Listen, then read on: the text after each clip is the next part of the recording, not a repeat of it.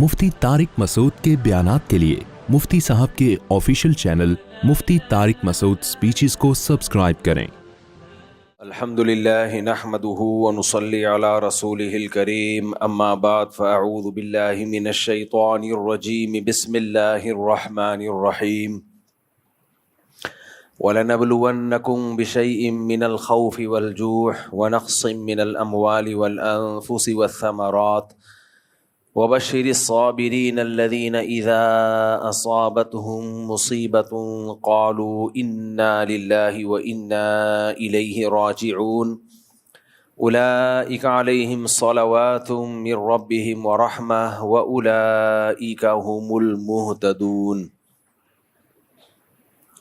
وقال النبی صلی اللہ علیہ وسلم، ان اللہ اذا احب قوما ابتلاهم فمن صبر فله الرضا ومن سخط فله السخط، او كما قال صلی اللہ علیہ وسلم۔ قرآن مجید کی ایک آیت اور نبی صلی اللہ علیہ وسلم کی ایک حدیث پڑھی ہے۔ اللہ تعالیٰ سے دعا ہے اللہ تعالیٰ صحیح طرح سے بات کہنے کی، سننے کی، سمجھنے کی اور پھر عمل کی اللہ ہم سب کو توفیق عطا فرمائے۔ میں لیٹ اس لیے ہو گیا کہ ابھی سفر سے آ رہا ہوں، تو آتے ہی سیدھا بس مسجد میں ہی آیا ہوں، اور وہ میں لیٹ نہیں ہوا، فلائٹ لیٹ ہوئی ہے۔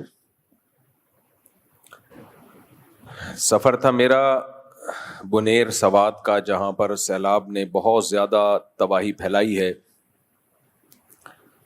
ایسے حادثات میں شریعت ہمیں کیا کہتی ہے، شرعی رہنمائی کیا ہے؟ لوگوں کے بہت سارے کانسیپٹ بھی غلط ہوتے ہیں۔ کچھ لوگوں کا خیال یہ ہوتا ہے کہ یہ حوادث گناہوں کا وبال ہیں، کچھ کا خیال ہوتا ہے کہ نہیں، اس کا اللہ سے کوئی تعلق نہیں ہے، یہ تو قدرتی حادثے ہیں۔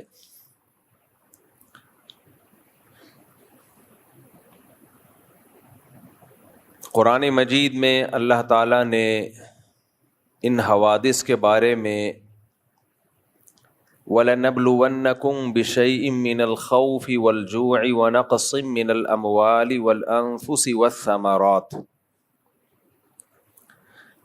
اتنے اہم موضوع کے بارے میں اللہ نے ہمیں لاوارث نہیں چھوڑا۔ تباہ کاری تو بہت ہے وہاں۔ ہمارا خیال یہ تھا کہ شاید جو دریا کے کنارے علاقے آباد ہیں ان کو نقصان ہوا ہے، ان کو بھی ہوا ہے، لیکن ایسی جگہ جہاں کوئی دریا نہیں، کچھ بھی نہیں، ان علاقوں میں بھی بہت زیادہ نقصان ہوا ہے۔ بعض دفعہ یہ کہا جاتا ہے نا کہ آپ دریا کے کنارے رہتے کیوں ہو، تو کسی بھی وقت دریا اوپر آ سکتا ہے۔ ایسا بھی ہوا کہ کچے گھر بچے رہے، پکے گھر ٹوٹ گئے، دریا سے دور تھے وہ تباہ و برباد ہو گئے۔ بہت ہی ناگفتہ بھی حالت تھی، بہت ہی ایسی جو الفاظ سے بیان نہیں کی جا سکتی۔ ایک آدمی کے سامنے اس کی بیوی بھی گئی، اس کی ماں بھی گئی، اس کی بیٹی بھی گئی، اس کے بیٹا بھی گیا، وہ دیکھ رہا ہے یہ منظر اپنی آنکھوں سے۔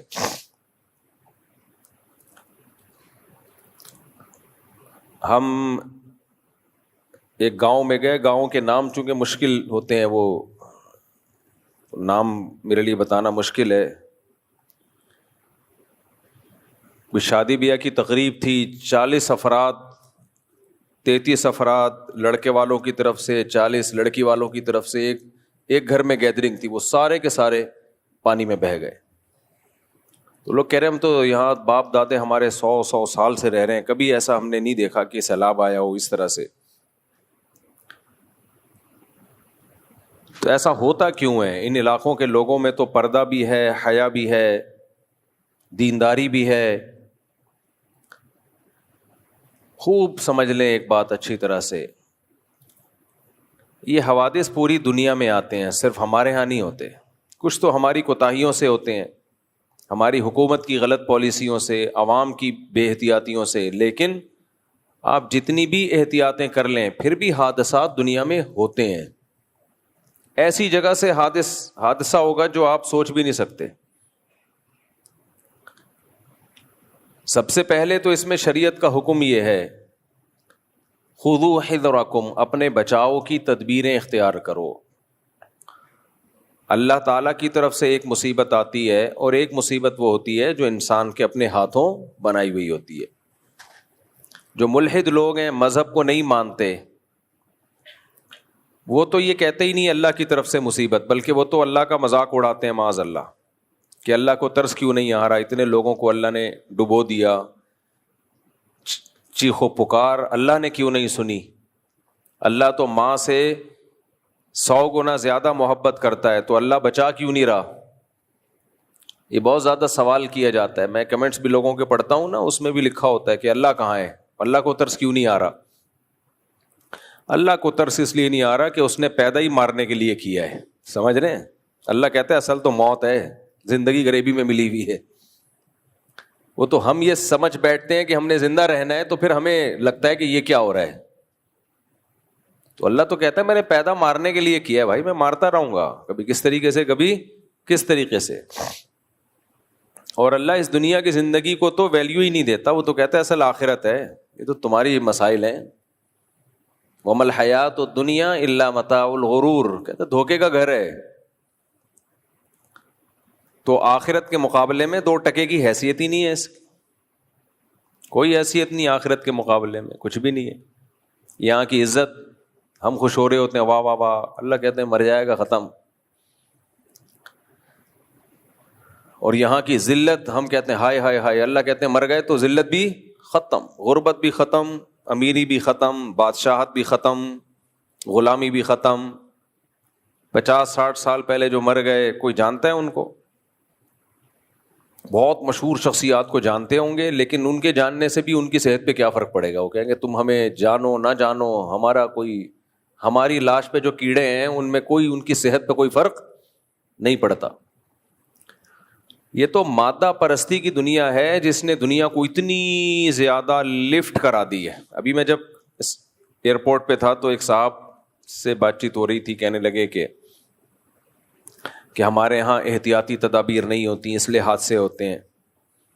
بات صحیح ہے، ہم لوگ تھوڑے سے غیر محتاط بھی ہیں، لیکن یہ جو ابھی تباہی آئی ہے اس میں تو احتیاط کا تعلق ہی نہیں تھا. یہ تو کلاؤڈ برسٹ، بادل پھٹا اور وہ تو سارا پانی اچانک زمین پہ آیا، اس میں کیا احتیاط کرے گا انسان؟ ہو ہی نہیں سکتا. بادل کو پھٹنے سے کون روک سکتا ہے بھائی؟ بادل جب پھٹتے ہیں منو ٹنوں پانی جو بادلوں میں اچانک زمین پہ آتا ہے، اور وہ اتنی بڑی بڑی چٹانیں، اتنے بڑے بڑے پتھروں کو بہا کے لے گیا. وہ پتھر تو جہاں سے گزرے انہوں نے ملیامیٹ کر دیا سب کچھ. ان لوگوں کو یہ غم نہیں تھا ابھی جب ہم گئے ہیں کہ ہمارے خاندان کے 30 افراد مر گئے، 40 ان کے لاشیں نہیں مل رہی. یہ غم تو پرانا ہو چکا تھا 4 دن. یہ تھا کہ لاشیں تو نظر آئیں. ایک آدمی نے کہا میرا بچہ غائب ہے، دوسرے نے بتایا کہ میں نے دفنا دیا ہے، مل گیا تھا مجھے، دفنا دیا ہے. تو رونے لگا کہ میں دیکھ ہی لیتا اس کو. ایسی افراتفری. دیکھو اس افراتفری سے بچنے کے 2 طریقے ہیں. یا تو اتنی احتیاطی تدبیریں اختیار کر لو کہ کبھی دنیا میں حادثہ ہی نہ ہو. کیا خیال ہے؟ نہیں آ رہی سمجھ میں میرا خیال ہے؟ اتنی احتیاط کر لو جو مائیکل جیکسن نے کی تھی. غم لیس ہو جاؤ گے، کوئی غم ہی نہیں آئے گا. ٹینشن کیوں ہوتی ہے؟ ٹینشن والی باتوں سے. ایسا ہی ہے نا؟ مجھے ایک بات بتاؤ، دنیا کا سب سے بڑا مسئلہ ٹینشن ہے یا نہیں ہے؟ سب سے بڑا مسئلہ کیا ہے؟ خوش زندگی. زندگی میں خوشیاں آئیں، پریشانیاں نہ ہو. سب سے بڑا انسانیت کا مسئلہ یہی ہے. اسی خوشیوں کے لیے تو دنیا ترقی کر رہی ہے. ہیلتھ کو فوکس کیا ہوا ہے تاکہ بیماری نہ ہو، کیونکہ بیماری خوشی نہیں ہے، بیماری کیا ہے؟ غم ہے. تو لہذا ہیلتھ کے شعبے میں انسان کتنا بڑھ رہا ہے.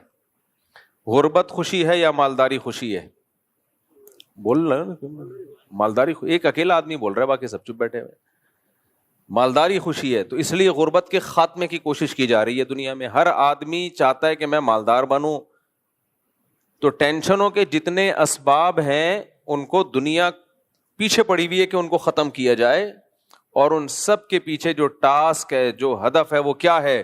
تاکہ ہمیں کیا ملیں؟ خوشیاں. خوشیاں ملیں ہمیں. لوگ شادی بھی اس لیے نہیں کرتے کہ ٹینشن ہے نا، خوشیاں چھین لیتی ہے شادی. اور ابھی ہماری گورنمنٹ جو ہمارے اسمبلی میں لوگ بیٹھے ہوئے قانون سازی کر رہے ہیں خواتین کو رائٹس دے کے, جس طرح کے حقوق دیے جا رہے ہیں اس سے جو تھوڑی بہت شادی کا رواج تھا وہ بھی ختم ہو جائے گا. ابھی ایک قانون کی بات چل رہی ہے کہ جو مرد ڈیورس دے گا نا بیوی کو وہ آدھی پراپرٹی دے گا. یہ قانون ہمارے ملک میں لانے کی کوشش کی جا رہی ہے. اس پہ نیچے خواتین کے کمنٹس تھے کہ بالکل ایسا ہی ہونا چاہیے تاکہ مردوں کو پتہ چلے. خواتین بیچاری بہت سیدھی ہیں, ان کو نہیں اندازہ کہ محترمہ جب یہ قانون بن گیا نا تو یہ نہیں ہوگا کہ مرد ڈیورس دے اور آپ کو آدھی جائیداد دے. وہ ڈیورس دے گا, ڈاکومنٹ میں شو نہیں کرے گا. وہ پاگل کا بچہ تھوڑی ہے کہ اس کو عورت سے غصہ بھی ہے, تکلیف بھی ہے, چھوڑنا بھی چاہتا ہے اور ایسے طریقے سے چھوڑے کہ آدھی جائیدادیں بھی دے. یہ یورپ امریکہ سے سامنے دم ہلانے والے لوگ ہیں بغیر سوچے سمجھے. وہیں سے اپنا تو جب کوئی دین مذہب ہے نہیں, فواد چودھری کی طرح دبئی کو پسند کرتا ہے, تو جس کے اپنی کوئی سوچ نہیں ہوتی پھر وہ دوسروں کی سوچ کا غلام ہوتا ہے. وہ اس میں ریسرچ کی صلاحیت کیا ہو جاتی ہے, ختم. سوچنے سمجھنے کی صلاحیت ختم ہو جاتی ہے اس میں. تو اب اس کا رزلٹ کیا ہوگا؟ جو شادی شدہ مرد ہیں وہ ڈیورس پیپر پہ نہیں دیں گے وہ, لیکن ویسے چھوڑ دیں گے وہ. تو کوئی گن پوائنٹ پہ مرد کو بیوی کے پاس لا سکتا ہے؟ کوئی بھی نہیں لا سکتا. دوسرا جو نہیں جنہوں نے کی وہ کرنا چھوڑ دیں گے, بولیں گے کیا بعد میں پتہ نہیں کیا نکلے بھائی ہے کی ہم نے شادی اور بعد میں چھوڑنا پڑ گیا تو آدھی پراپرٹی. تو باہر ملکوں میں تو میں نے بہت وزٹ کیا ہے, وہاں لوگ کیا کرتے ہیں, اگر کسی کو شادی کرنی بھی ہے تو پہلے اپنی پراپرٹی اپنے بھائی کے نام کرے گا, اس کے بعد شادی کرے گا. وہ کہ چھوڑنی پڑ گئی, کوئی مسئلہ ہو گیا تو میں تو گیا. اس لیے اسلام کے مقابلے میں کوئی بھی نہیں ہے بھائی. اسلام کی ٹکر میں آنے کی کوشش مت کرو. تو خیر یہ تو مجھے ٹینشن سے شادی یاد آئی. ٹینشن کی بات چلتی ہے تو شادی خود بخود یاد آ جاتی ہے نا. وہ ایک آدمی نے کسی دوسرے سے کہا, مقابلہ چل رہا تھا, وہ برا بھلا کہہ رہا تھا, تو غصے میں کسی کو اس کو بولا کہ بھائی وہ اس کو گالی میں کتا بول دیا. گالی میں کیا بول دیا؟ کتا ہے تو, ایسے بول دیا. وہ بڑا ہوشیار تھا, اس نے کہا کتے سے یاد آیا آپ کے والد صاحب کی طبیعت کیسی ہے آج کل؟ اب دیکھو کیسا جواب دے دیا اس نے. کتے سے یاد آیا والد صاحب خیریت سے ہیں؟ تو مجھے بھی ٹینشن سے یاد آیا. دونوں آپس میں کیا ہے, ملے ہوئے ہیں. تو پہلے کم ٹینشن ہے, ہماری حکومت اور الٹے الٹے قوانین بنا کے ٹینشنوں میں اور اضافہ کر رہی ہے. تو اس سے خواتین کو حقوق ملنے والے نہیں ہیں, اس سے جو تھوڑے بہت مل رہے ہیں نا ان کا بھی بیڑا غرق ہو جائے گا. تو لیکن کوئی آواز ہی نہیں اٹھا رہا ان باتوں پہ. میں دیکھ رہا ہوں کوئی سب پتہ نہیں کیا چل رہا ہے آج کل. خیر, تو دنیا میں خوشی کے پیچھے ہر شخص بھاگتا ہے, یہ انسان کی نیچر ہے. ذمہ داریوں سے ہر شخص جان چھڑاتا ہے. تو پوری دنیا میں جتنی بھی اسٹرگل ہو رہی ہے, جتنی بھی محنتیں ہو رہی ہیں, جتنی بھی کوششیں ہو رہی ہیں, پوری دنیا میں ہر شخص وہ کس چیز کی تلاش میں ہے؟ خوشی کی, ہیپینس. لائف میں کیا ہو؟ خوشیاں ہو.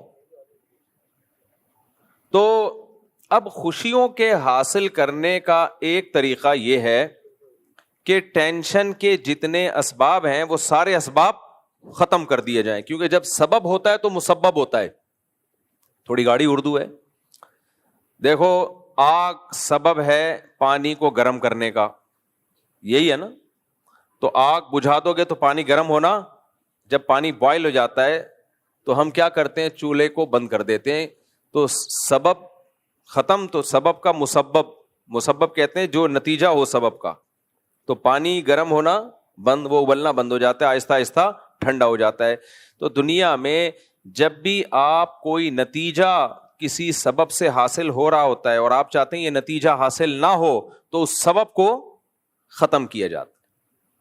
آپ چاہتے ہیں کمرے میں اندھیرا ہو جائے, تو اندھیرا نہ ہونے کا سبب تھا بلب, یہ ٹیوب لائٹ جس کو ہندی میں کہتے ہیں چمک ڈنڈا, وہ سبب تھا. آپ نے الیکٹریسٹی کو ڈسکنیکٹ کر دیا, لائٹ خود بخود غائب. تو ہمیں جو دن بھر میں یا زندگی بھر میں جو ہمیں ٹینشنیں ملتی ہیں, یہ ساری کی ساری ٹینشنوں کا کوئی نہ کوئی سبب ہوتا ہے. ایویں ہی کچھ بھی نہیں ہو جاتا دنیا میں. اگر کوئی کہے میں تو کچھ بھی نہیں ہے پھر بھی میں ٹینشن میں ہوں, ہو سکتا ہے کوئی شخص یہ کہے کہ نہیں جی, بعض ٹینشنیں ایسی ہیں جن کا کوئی سبب نہیں ہوتا. تو دیکھو مفتی صاحب میرے تو زندگی خوشیوں سے بھری ہوئی ہے پھر بھی میں کیا ہوں ٹینشن میں. لوگ ایسے بھی ہوتے ہیں نا بھائی, اس کا بھی ایک سبب ہے. آپ کو جو بلا وجہ کی ٹینشن ہو رہی ہے وہ دیکھنے میں بلا وجہ ہے, اصل میں وہ آپ کے پاگل ہونے کی دلیل ہے. یا تو آپ کو دنیا کی محبت بہت زیادہ ہے, تو آپ کو بلا وجہ کا خوف ہے کہ یہ خوشی چھن نہ جائے, تو وہ لاشعور میں وہ خوف آپ کو ٹینشن دے رہا ہوتا ہے. تو بغیر وجہ کے کبھی بھی ٹینشن نہیں ہوتی, کوئی نہ کوئی اس کی لاجک, کوئی سبب ہوتا ہے اس کا. تو دنیا کا سب سے بڑا مسئلہ مادہ پرستوں کے لیے, مذہبی لوگوں کے لیے نہیں, مذہبی لوگوں کے لیے سب سے بڑا مسئلہ آخرت ہے.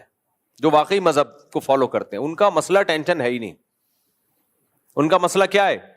آخرت. ٹینشن ہے ان کا مسئلہ دوسرے درجے میں. جو الٹیمیٹ ویژن ہے ان کا, جو بڑا ویژن ہے ان کا, وہ کیا ہے؟ دیکھو آپ کو یہاں سے بیٹھ کے صدر پہنچنا ہے, وہاں دکان کھولنی ہے آپ نے, اور آپ کو پتا ہے آج کسٹمر کا بے تحاشا رش ہوگا. جیسے رمضان کے آخری عشرے میں عید کی شاپنگ بہت زیادہ ہوتی ہے. اب آپ کو پتا ہے ایک دن بھی دکان کا میں نے ناغہ کر دیا تو لاکھوں روپے کا میرا نقصان ہو جائے گا. تو آپ کا ہدف کیا ہوگا؟ دکان تک پہنچنا. اب دکان تک پہنچنے کے بہت سارے طریقے. بہترین طریقہ یہ آپ اپنی گاڑی میں جائیں, لینڈ کروزر میں جائیں, اے سی ہو اس کے اندر, لیکن وہ گاڑی اتفاق سے خراب ہو گئی. دوسرا طریقہ ہوگا کہ آپ ٹیکسی کرائیں, ٹیکسی بھی نہیں مل رہی. یہ سارے طریقے ٹینشن سے بچنے کے ہیں, پہنچنے کے. لیکن ایک طریقہ ہے آپ بس میں بیٹھ کے چلے جائیں, W11 میں یا کوئی اور بس میں آپ لٹک جائیں, اللہ پہنچا دے تو آپ پہنچ جائیں, نہیں پہنچائے تو آپ نہیں پہنچے. جیب کٹنے کا بھی خطرہ, آپ کو سیٹ ملے نہ ملے, کھڑے ہو کے جائیں, پائیدان پہ پاؤں رکھ کے جائیں. کتنی ٹینشنیں ہیں. کیا ان ٹینشنوں کی وجہ سے آپ دکان پہنچنے کا ارادہ ترک کر دو گے؟ نہیں, آپ کہو گے سیزن چل رہا ہے بھائی, کوئی بات نہیں یار, ایک دن ہم ایسے چلے جائیں گے.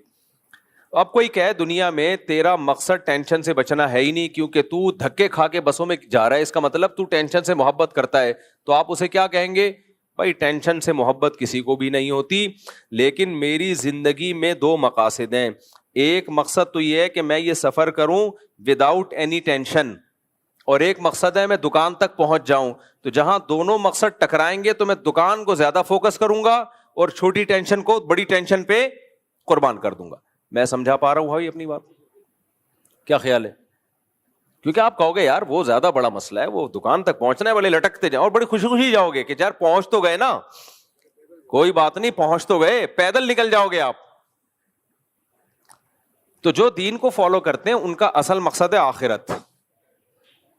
تو وہ بھی چاہتے ہیں اس آخرت کے لیے جو دنیا کا سفر ہے اس میں ہماری زندگی ٹینشنوں سے پاک ہو, پریشانیاں نہ ہو.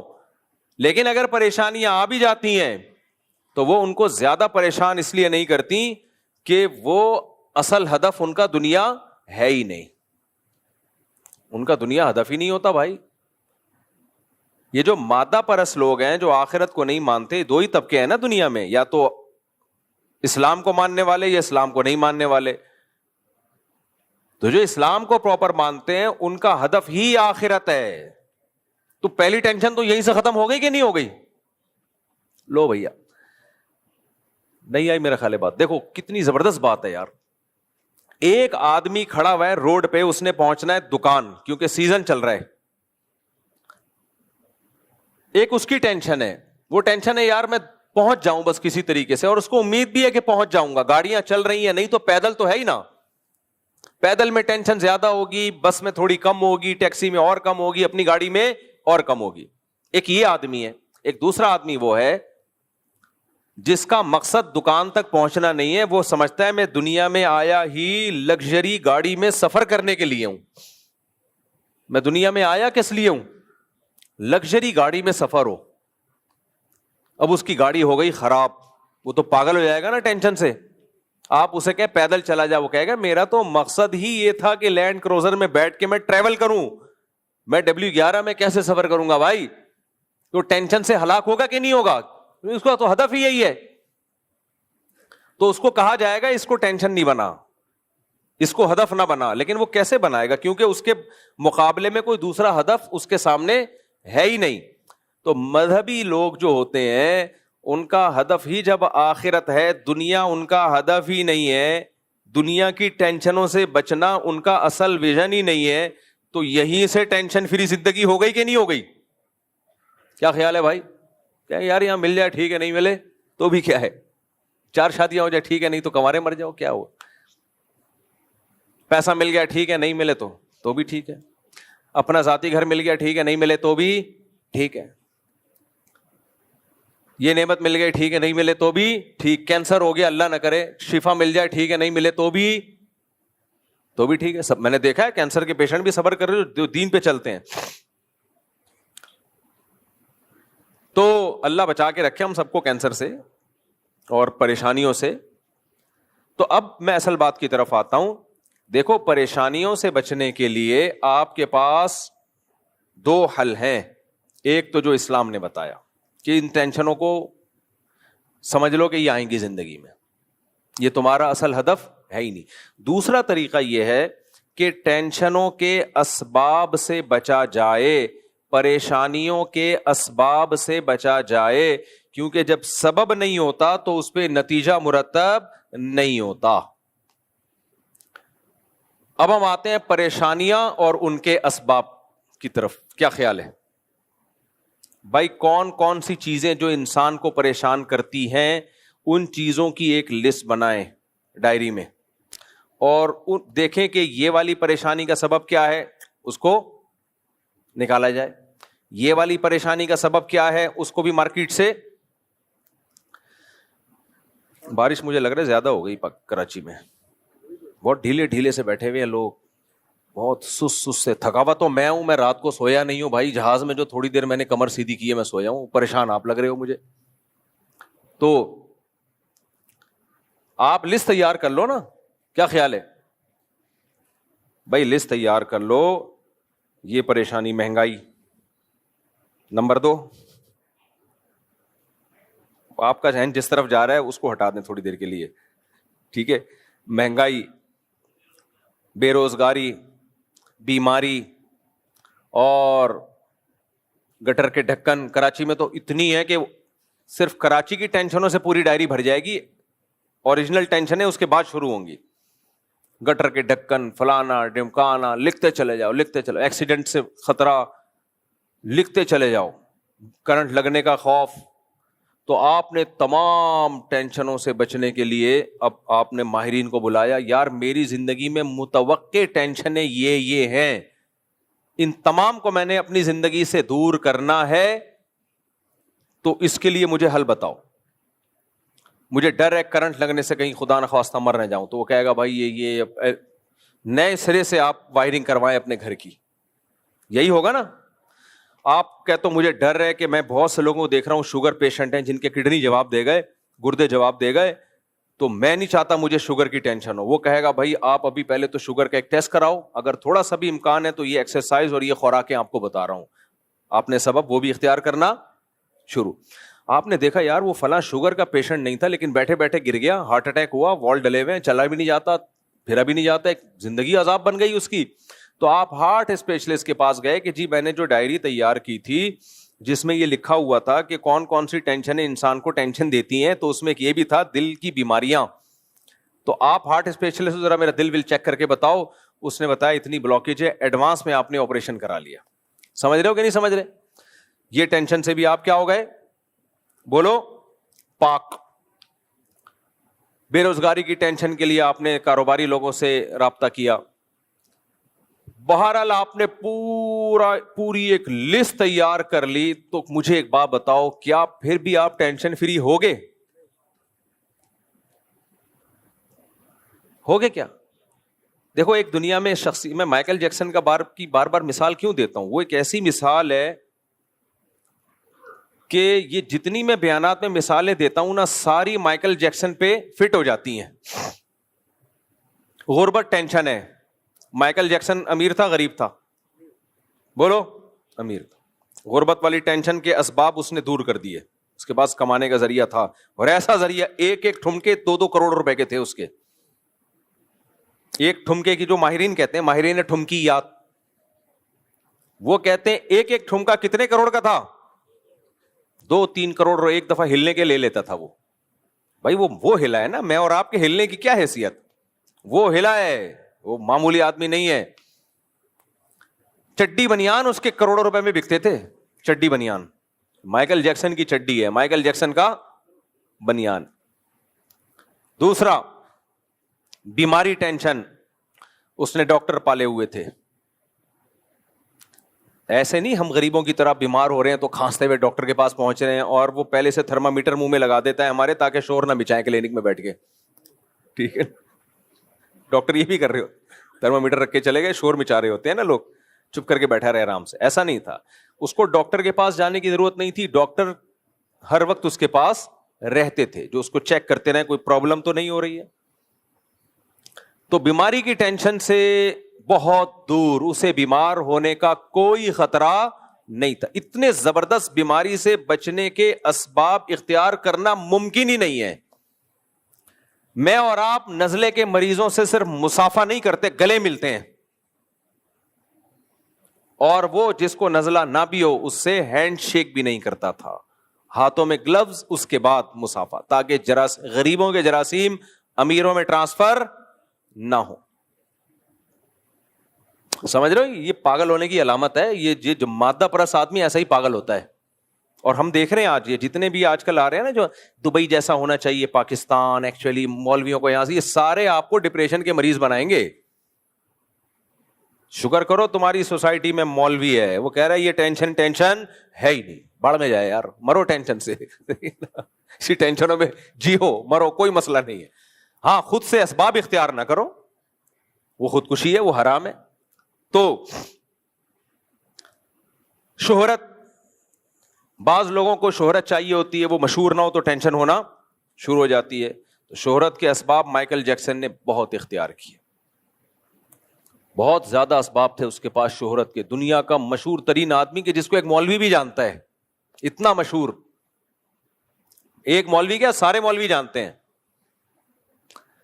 तो शोहरत, इज्जत, इज्जत इतनी, कहीं भी जाए दुनिया झुक झुक के सलाम करो, हाथ लगाने के, भाई हाथ लगाए। किसी ने माइकल जैक्सन को छुआ भी हो, सारी जिंदगी बताता रहेगा मैंने छुआ था उसको, मैंने हाथ लगाया है, इतनी इज्जत, वगैरह वगैरह वगैरह वगैरह। तो मौत से और परेशानियों से बचने के तमाम तरीन असबाब अगर इस कायनात में किसी ने इख्तियार की है, जिसकी एक मौजूदा मिसाल जो हमारे सामने है, हुए होंगे बहुत से लोग लेकिन हमारे इल्म में नहीं है, जिसका सबको इल्म है, उस शख्सियत का नाम क्या है? Michael Jackson. अच्छा, ये सारी छोटी छोटी टेंशनें, गरीब होना, ज्यादा मशहूर ना होना, ज्यादा सेहतमंद ना होना, ये थोड़ी थोड़ी, सबसे बड़ी टेंशन मौत है या नहीं है? अगर एक आदमी को दुनिया में कहा जाए या तो पैसा या जिंदगी, तो वो किसको तरजीह देगा? जिंदगी। वो बेवकूफ होगा तो खुदकुशी की तरफ जाएगा, लेकिन नॉर्मली लोग कहते हैं ऐसे पैसे का करना ही क्या जब जिंदगी ही ना हो। तभी तो ये डाकू लोग किडनैप करते हैं और बोलते हैं मार देंगे, इतने करोड़ रुपए दे दो। तो लोग कहते हैं यार जिंदगी बचाओ, करोड़ों को छोड़ो। दुनिया की सबसे बड़ी टेंशन, बीवी से भी अस्तगफिरुल्लाह, यानी सबसे बड़ी टेंशन क्या है? मौत है भाई, सबसे बड़ी टेंशन क्या है? एक खातून ने मेरे किसी बयान पे कमेंट्स किए हुए थे कि मैं इस बंदे के बयान सुन सुन के डिप्रेशन में चली गई हूं, ये औरतों के खिलाफ इतना बोलता है। अभी 3-4 दिन पहले मैंने देखा, ये सिर्फ मर्दों के हुकूक बयान करता है और औरतों को इसने ऐसा नीचा दिखा दिया जैसे हमारे कोई हुकूक नहीं है। तो मैं उन खातून से कहूंगा, आंटी हैं या बच्चियों की तरह हैं हमारी, या बहनों की तरह हैं, जो भी हैं, मुझे उनकी एज नहीं पता, ये आपको शैतान ने गलत फहमी में डाला है। खुदा की कसम, जितने हुकूक मैं खवातीन के बयान करता हूं ना, जेन्युइन हुकूक, बात यह कि एक होता है हुकूक का लेबल, शोर शराबा, और एक होते हैं वाकई में हुकूक। तो जो वाकई में हुकूक है ना, वो इस्लाम ही देता है और वो उलमा ही बताते हैं, उससे आपको पायदार हुकूक मिलेंगे। एक है ड्रामेबाजी, ڈرامے بازی والے حقوق جو یہ آج کل سیکولر لبرل لوگ خواتین کے رائٹس کے نام پہ بکواسات کر رہے ہیں کہ عورت کو آزادی دے دو, بغیر کپڑوں کے بھی وہ گھومے, عورت کو آزادی دے دو, وہ چڑیوں میں گھومے, اس کی مرضی ہے, برقعے نہیں پہناؤ. اور بھائی یہ حقوق نہیں ہے, یہ مردوں کے حقوق ہیں. مردوں کے حقوق یہ کہ تو برقع کیوں پہنتی ہے, مرد تو چاہتا ہے یاشی. مردوں کے حقوق یہ ہے کہ اس کو عورت ہر وقت ہر جگہ ہر اینگل سے نظر آئے. اس میں مزے عورت کے نہیں ہیں, مزے کس کے ہیں؟ آدمیوں کے مزے ہیں. اسلام نے عورت کو پردے کا حکم دے کے مردوں کے مزے چھینے ہیں. دیکھو جب ہم شرعی پردے پر بیان کرتے ہیں کہ بھابیاں دیور سے پردہ کریں تو بھابی کو کم تکلیف ہوتی ہے, دیور کو زیادہ ہوتی ہے, کیونکہ مزے کس کے چھن رہے ہوتے ہیں؟ بولتے کیوں نہیں؟ دیور. جب ہم کہتے ہیں سالی کے لیے جائز نہیں ہے کہ بہنوئی کے سامنے آئے, اس سے بے تکلف ہو, تو تکلیف کس کو ہوتی ہے؟ بہنوئی کو. وہ کہتا ہے یار یہ کیا بات ہوئی, صرف اس خاندان کی ایک بیگم, وہی تو سالیوں سے بھی فری ہو رہا ہوتا ہے. تو مزے تو سارے کس کے خراب ہو رہے ہیں؟ دیکھو کو ایجوکیشن کھولو, اس میں لڑکوں کے ایڈمیشن زیادہ ہوں گے, اور لڑکیوں کے الگ کوئی ادارہ کھولو اور لڑکوں کا الگ, اس میں لڑکے آئیں گے ہی نہیں. ایک انگلش لینگویج ٹیچر ہے ہمارے جاننے والے, انہوں نے ایک انگلش لینگویج سینٹر کھولا. میں نے کہا آپ تو مذہبی آدمی ہو یار, کو ایجوکیشن کیوں کھولا لڑکے لڑکیوں کو؟ کہہ رہے ہیں یار خالی لڑکوں کا کھولو تو لڑکے آتے ہی نہیں ہیں. نہیں آ رہی نا, میرے خیال ہے بات سمجھ میں. کہہ رہے ہیں صرف لڑکوں کا ہم نے جب لینگویج سینٹر کھولتے ہیں تو لڑکے ہیجڑے بھی نہیں آتے اس میں, لڑکے تو دور کی بات. ہاں صرف لڑکیوں کا کھولو تو لڑکیاں آ جائیں گی اس میں, صرف لڑکوں کا کہہ رہے ہیں انسٹیٹیوٹ کھولو لڑکے نہیں آتے, 2-4 آ جائیں گے. ان کی بھی پتہ نہیں اب تحقیق کرنی پڑے گی, وہ لڑکے ہیں ہوں گے, نیک لوگ ہوں گے. وہ زیادہ ڈیپ میں چلا جاتا ہوں بعض دفعہ میں. تو وہ کہتے ہیں وہ لڑکے بھی نہیں آتے, اس لڑکے آتے ہی نہیں ہیں. اس سے پتہ چلتا ہے کو ایجوکیشن میں مزے لڑکیوں کے نہیں ہیں, مزے کس کے ہیں؟ لڑکوں کے زیادہ مزے ہیں. عیاشی کس کی ہے؟ لڑکوں کی. تو میں جب عورت کو کہوں گا کہ پردہ کرو, میں کیا اسلام کہتا ہے تو عورت کے تحفظ کے لیے کہتا ہے بھائی, تاکہ مردوں کے مزے نہ ہوں, اور مرد تمہاری طرف جب آنے کا ارادہ کرے تو اس کے پاس تمہیں بیوی بنانے کے علاوہ کوئی آپشن نہ ہو. اور بیوی بنانے کے بعد تو 20 ذمہ داریاں اس کے کندھوں پہ آ جاتی ہیں, 20 ذمہ داریاں آ جاتی ہیں کندھوں پہ. تو وہ جو لبرل انٹیاں ہیں وہ کہتی ہیں نہیں ہمیں کسی کی بھی وائف نہیں بننا, ہم پہ بھی تو ذمہ داریاں آ جاتی ہیں, ہم گرل فرینڈ میں ہی زیادہ لائف کو انجوائے کر رہے ہیں. تو یہ بھی آپ کو شیطان نے الو بنا دیا ہے. گرل فرینڈ میں بننے میں آپ لائف کو تھوڑے دنوں کے لیے انجوائے کر رہی ہو. میں جب یہ جملہ بولتا ہوں تو بھی خواتین کو غصہ آتا ہے کہ عورت پہ بڑھاپا مرد کی نسبت جلدی نہیں بلکہ بہت جلدی آتا ہے. تو یہ گرل فرینڈ کے مزے تھوڑے دنوں کے ہیں, اس کے بعد وہ گرل فرینڈ بھی نہیں بنائے گا, پھر ترسو گی محبت کو. تو تمہارے فائدے کے لیے میں یہ سارے حقوق بیان کر رہا ہوں, تو اس پہ مجھے گالیاں دے رہی ہیں کہ اس کے بندے کی وجہ سے ہم ڈپریشن میں چلے گئے ہیں, اس بندے کی وجہ سے ہم. میں جب عدالتی خلا پہ بات کرتا ہوں کہ عدالتی خلا جو ہے یہ عورت نہیں خلا لے سکتی, یہ بھی عورت کا حق, عورت کو فائدہ ہے اس میں. جس طرح سے یک طرفہ خلا خواتین لے رہی ہیں, فائدہ یہ ہے کہ اگر یہ سسٹم ہماری سوسائٹی میں چل پڑا نا, مردوں نے شادیاں کرنا چھوڑنی ہے, وہی ہوگا گرل فرینڈ گدے گھوڑے والا سیٹ اپ. کیونکہ مرد کو کہے یار میری ہے ہی نہیں ہے, جب چاہے ٹاٹا کر کے چلی جائے. اپنی چیز کو انسان دل بھی دیتا ہے اور اپنی چیز پہ خرچ بھی کرتا ہے. جب یہ رہے گا یار اپنی ہے ہی نہیں, جب چاہے جا سکتی ہے, تو وہ آپ کو ایک انسٹرومنٹ کے طور پہ یوز کرے گا, وہ بیوی والی محبت نہیں دے گا. پھر عورتیں کہتی ہیں پھر مرد کو بھی تو رائٹ ہے جب چاہے چھوڑ کے چلا جائے. رائٹ ہے, لیکن کتنوں نے چھوڑا ہے ہماری سوسائٹی میں؟ جب کیونکہ مرد ویسے ہی سپیریئر ہے, یہ آپ کو ماننا پڑے گا, یہ گراؤنڈ ریئلٹی ہے. اس کو اگر شریعت چھوڑنے کا رائٹ نہیں دیتی ویسے بھی چھوڑ سکتا تھا. وہ آتا ہی نہیں گھر میں, کیا کر رہا, اس کو پولیس لے کر آتی گھر میں. وہ تو پاورفل ہے نا, اس کو کوئی قانون مجبور نہیں کر سکتا آپ کے پراپر حقوق دینے پر. اس کو صرف ایک چیز مجبور کر سکتی ہے, وہ یہ کہ اس کو یہ احساس ہو جائے یہ میری ماتحت ہے, بس یہ احساس اس کو مجبور کرے گا کہ اس کے حقوق دے. طاقت نہیں مجبور کر سکتی. تبھی تو انگریز حقوق نہیں دیتے, وہاں تو قوانین اتنے مضبوط ہے, کوئی ایک پیالی چائے نہیں پلاتا بیوی کو. تو صاحب یہ باہر کی دنیا کے ڈھونگ ہیں جو ہم اس کے پردے چاک کر کے بتا رہے ہوتے ہیں. تو اس لیے خواتین کو جو لان تان کرنا ہوتا ہے نا, وہ نہیں کیا کرو, وہ نہیں کیا کرو. ورنہ اگر پھر بھی یقین نہ آئے نا, بولیں یہ مولوی جو ہے نا ہمارے حقوق کی بات نہیں کرتا, جاؤ پھر کسی انگریز سے شادی کرو. یہ کہہ رہے میرا نمبر دے دو. تو جاؤ وہاں جاؤ نہ کرو نا شادی, پتہ چل جائے گا تمہیں. وہ پھر دیکھنے میں بڑے اچھے لگ رہے ہوتے ہیں, نائس ٹو میٹ یو ٹھش پش کر رہا ہوتا ہے انگریز, گالی والی نہیں ہے اس کی زبان پہ. تو ایسی کیا ایسی خوش اخلاقی کا جس میں کوئی رسپانسبلٹی لینے کے لیے تیار نہ ہو, اور باہر کتنوں سے چکر چل رہے ہوں یہ بھی نہ پتا ہو. یہاں کا آدمی گالی گلوچ کرتا ہے, غلط کرتا ہے, نہیں کرنا چاہیے, لیکن خدا کی قسم جو حقوق وہ اٹھا رہا ہوتا ہے نا, اس پہ 2-4 گالیاں اتنی افورڈیبل ہیں, وہ نہیں دینی چاہیے گالیاں, اچھا کام نہیں ہے. دیکھو مجھے ایک بات بتاؤ, جو یہاں نیک مسلمان مرد ہیں جو ساری زندگی حقوق اٹھاتے ہیں, اگر ان کی بیوی بولے کہ آپ بد اخلاق ہو, گالی نہ دیا کرو, گالی نہیں دیا کرو, اچھا یہ بری بات ہے, میں ایک مثال دے رہا ہوں, تو آپ کو ٹھیک ہے میں زندگی بھر کبھی گالی نہیں دوں گا, میں nice to meet you, thank you, how are you, fine, یہ الفاظ استعمال کروں گا, بالکل پولائٹ. لیکن گیس کی بجلی کا بل میں نہیں دوں گا, گیس اور بجلی کا بل میں بولو نا نہیں دوں گا. ویسے تو اب اللہ کا شکر ایسے بغیرت ہماری سوسائٹی میں آنے لگے ہیں جو نہیں دیتے, کہتے ہیں بیوی کمائے گی, وہ اپنا کھائے گی, ہم اپنا کھائیں گے. یہ بغیرت ہول سیل کے حساب سے پیدا ہو رہے ہیں. یہ لبرلزم جس کی طرف ہمارا ملک جا رہا ہے, اس میں بغیرتی پہ غیرت کا لیبل لگایا جاتا ہے, حقوق کا لیبل. دنیا میں یہ بہت بڑا جرم ہو رہا ہے, یاد رکھو. ظلم ہوتا ہے لیکن اس پہ عدل کا لیبل لگایا جاتا ہے. جیسے عرب اپنی بیٹیوں کو دفن کرتے تھے تو اپنے آپ کو ظالم نہیں کہتے تھے, غیرت مند کہتے تھے. تو جیسے غیرت کے نام پہ قتل کرنا ظلم ہے نا, ایسے ہی بغیرتی کے نام پہ بغیرتی کو عدل کا نام دینا, حقوق کا نام دینا, یہ بھی کیا ہے, یہ بھی ظلم ہے.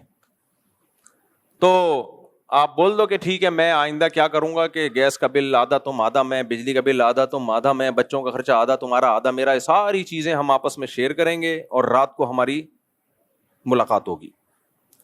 کوئی کسی کے کوئی حقوق نہیں ہے تو نائس ٹو میٹ یو ہی رہ جائے گا, پھر کچھ بھی نہیں رہے گا بھائی. خیر ہم اپنے ٹینشن والے, ٹینشن سے پتہ نہیں دماغ ادھر کیوں چلا جاتا ہے میرا بار بار. ہاں تو مجھے یہ بات بتاؤ, دنیا میں سب سے بڑی ٹینشن موت, سب سے بڑی ٹینشن کیا ہے, موت. آپ کو کوئی کہے کہ پیسے یا موت, تو آپ کس کو ترجیح دو گے؟ بھائی پیسے لے لے یار, زندگی چھوڑ دے. یہ جو جبری طلاق ہے نا, جبری طلاق, اس کے بارے میں بعض لوگ کہتے ہیں نا جبری طلاق واقع نہیں ہوتی, اور دلیل یہ دیتے ہیں کہ حدیث میں آتا ہے لا طلاق ولا عتاق فی اغلاق. جب انسان پر رائے اور فکر کے دروازے بند ہو جائیں تو حدیث میں آتا ہے طلاق اور غلام آزاد نہیں ہوتا. اس حدیث کا مطلب کیا ہے؟ کوئی آدمی پاگل ہو جائے وہ طلاق دے گا تو طلاق واقع نہیں ہوگی, کیونکہ اس کا تو دماغ ہی کام نہیں کر رہا. کوئی سو رہا ہو اور نیند میں ڈیورس دے دے تو ڈیورس واقع بولو نا نہیں ہوتی. کوئی مجنون ہو گیا یا کوئی ڈپریشن کا ایسا مریض ہے کہ جب اس کو ڈپریشن ہوتی ہے اس کو پتہ ہی نہیں چل رہا ہوتا میں کیا بول رہا ہوں, ایسی بیماریاں بھی ہیں. کوئی غلط دوا کھا لی اور کھوپڑی آؤٹ ہو گئی, پتہ ہی نہیں چل رہا میں کیا بول رہا ہوں. تو حدیث کے مطابق ایسی کنڈیشن میں ڈیورس واقع نہیں ہوتی, کیونکہ آپ الفاظ کا بھی ارادہ نہیں کر رہے ہوتے. لیکن جبری طلاق واقع ہو جاتی. ہمارے اہل حدیث بھائی کیا بولتے ہیں کہ جب کوئی گن پوائنٹ پہ آپ کو طلاق دلواتا ہے کہ بیوی کو چھوڑ دے ورنہ تجھے گولی مار دوں گا, تو ایسی کنڈیشن میں بھی آپ کے رائے اور فکر کے دروازے بند ہو جاتے ہیں, لہذا حدیث کے مطابق آپ کی طلاق واقع نہیں ہوگی. یہ بالکل غلط استدلال ہے, یہ بالکل غلط طریقہ ہے. اصل میں ایسے موقع پہ ہم فقہا کیا کہتے ہیں, فقہائے احناف کہتے ہیں کہ اگر رائے اور فکر کے دروازے بند ہو گئے ہوتے ہیں نا اس کے اوپر, تو بیوی اور جان میں سے جان کو ترجیح نہ دیتا. یہ اس وقت تو پورے ہوش و حواس میں اس نے سوچا کہ بھائی ایک طرف بیگم ایک طرف زندگی, احون البلیتین کو اختیار کرو. دو مصیبتوں میں سے ایک بڑی مصیبت, جان گئی تو بیوی تو ویسے ہی جائے گی. تو وہ اس وقت جتنا ہوشیار ہوتا ہے نا, اس سے پہلے ہوشیاری کا کام اس نے کیا نہیں ہوتا, تو اس لیے ڈیورس واقع اس صورت میں بھی ہو جاتی ہے. لوگ کہتے ہیں اس میں بیوی کا کیا قصور ہے, تو طلاق کے حکام میں شریعت نے بیوی کا قصور یا قصور نہ ہونے پر شرعی احکام کا مدار نہیں رکھا ہے. کوئی آدمی بیٹھے بیٹھے بیوی کو ڈیورس دے دیتا ہے تو کیا قصور تھا بیوی کا بھائی؟ ہاں اس حکم میں حکمت کیا ہے یہ ایک الگ ٹاپک ہے. حکمت کیا ہے, اس کا ہیلا کیا ہے بچنے کا؟ کوئی ایسی مجبوری میں آ جائے تو کیا ہیلا اختیار کرے کہ ڈاکو بھی بھاگ جائیں اور طلاق بھی نہ ہو, تو وہ ہیلا ایک الگ ٹاپک ہے. لیکن جبری طلاق بھی بہرحال واقع بولو ہو جاتی ہے. اور یہ اتنے بے وقوف لوگ ہیں جو احناف حنفیہ کے خلاف کہتے ہیں نا, یہ دیکھو جبری طلاق واقع کر کے مرد پہ ظلم کر رہے ہیں, مرد پہ ظلم کر رہے ہیں. یہ جبری خلا کے تو قائل ہیں, یعنی مرد نہ بھی چاہتا ہو تو بیوی ٹاٹا کر کے نکل جائے, کمال کی بات, اور وہ اپنی زبان سے دے رہا ہے تاکہ جان بچا لوں. اس کے قائل نہیں ہے کہ زبردستی نہیں ہو سکتی, یعنی جج زبردستی کر سکتا ہے کہ جب چاہے کسی کی بیوی کو طلاق کی ڈگری پکڑا کے مرد کو بولے اب تم رنوے گھومو ساری زندگی. وہ تو زیادہ بدترین جبر ہے, اس میں تو پوری ڈاکومنٹیشن ہوتی ہے. اس لیے میں عدالتی خلا کے خلاف ہوں کہ یہ اسلام نہیں ہے بھائی, یہ تو عقل کے بھی خلاف ہے. تو آپ جب بھی زبان سے طلاق کا لفظ نکالیں گے ہوش و حواس کی حالت میں تو ڈیورس واقع ہو جائے گی. خوب سمجھ لو. پھر یہ نہیں کہنا میں دباؤ, کیونکہ لوگ بہت زیادہ ہم پہ دباؤ ڈال رہے ہوتے ہیں فتویٰ لکھوانے کے لیے کہ میں بہت دباؤ میں تھا. جتنے بھی دباؤ میں تھے زبان سے دے دی تو بہرحال ہو جائے گی. جی شراب کے نشے میں بھی ہو جائے گی. اگر شراب خود پی ہے اور طلاق دی تو ہو جائے گی. شرابی کہتے ہیں میں ہوش و حواس میں نہیں تھا, ہوش و حواس نہیں تھے میرے, تو کم بخت تو نے بیوی کو کیوں نہیں دی پھر طلاق؟ ماں کو کیوں نہیں, ماں کو کیوں نہیں دی, بہن کو کیوں نہیں دی؟ بیوی کو ہی دے رہا ہے, اور دے بھی غصے میں رہا ہے. اس سے پتا چلتا ہے اس کو پتا ہوتا ہے کہ میں طلاق دے رہا ہوں, جو غصے کا کام ہے. یہاں لوگ اشکال کرتے ہیں کہ پھر تو لوگ دھڑا دھڑ طلاقیں دلوانا شروع کر دیں گے, جبری طلاق, مردوں پہ ظلم ہوگا. 1400 سال سے اسلام آیا ہوا ہے, کتنوں نے زبردستی دلوا دی ہے بھائی, اور کیوں دلوائے گا کوئی؟ کسی کا دماغ خراب ہے. اور اگر دلوائے گا تو اس کا تدبیر بھی ہے, اس سے بچنے کی ہیلا بھی ہے, تدبیر بھی ہے. اور اہم بات یہ ہے کہ اس زمانے میں عدالتی خلا کی تو 2 ٹکے کی حیثیت ہے نہیں الحمدللہ. اس پہ میں الحمدللہ اس پہ کہہ رہا ہوں کہ اس پہ میں کئی بار بیان کر چکا ہوں.